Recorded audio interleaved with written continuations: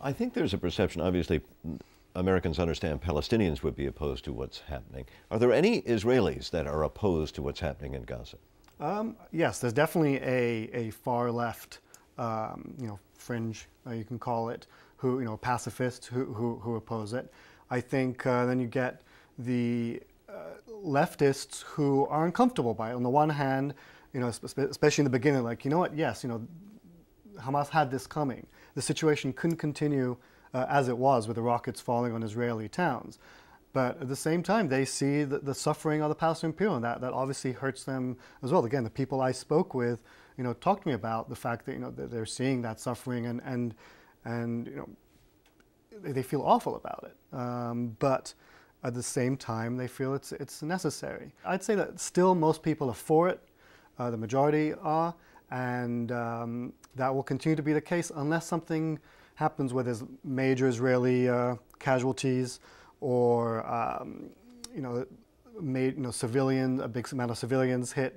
I was speaking to a relative yesterday in Israel, and he said that he's been shocked, as many Arab Israelis have been, on the reaction of the Israeli left and on the Israeli from the Israeli population on this Israeli offensive on Gaza.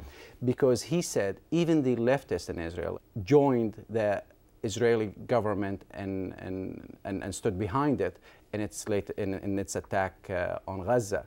And he said if the leftists and the peace movements now in Israel are going behind the Israeli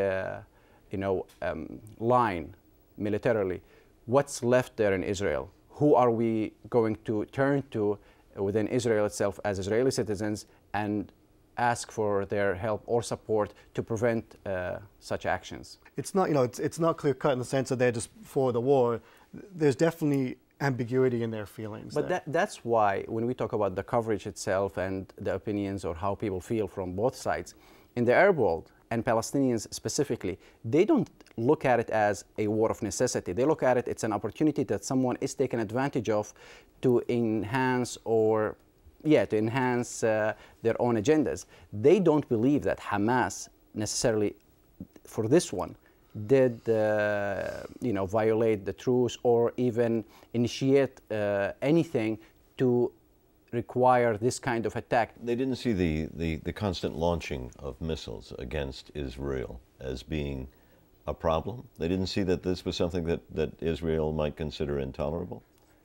Now, you have to understand that Hamas, since the truce, for almost 6 months or 5 months, very little. Hamas was successful in reducing and for a long time stopping the launching of missiles from Gaza. And in return, what did they get?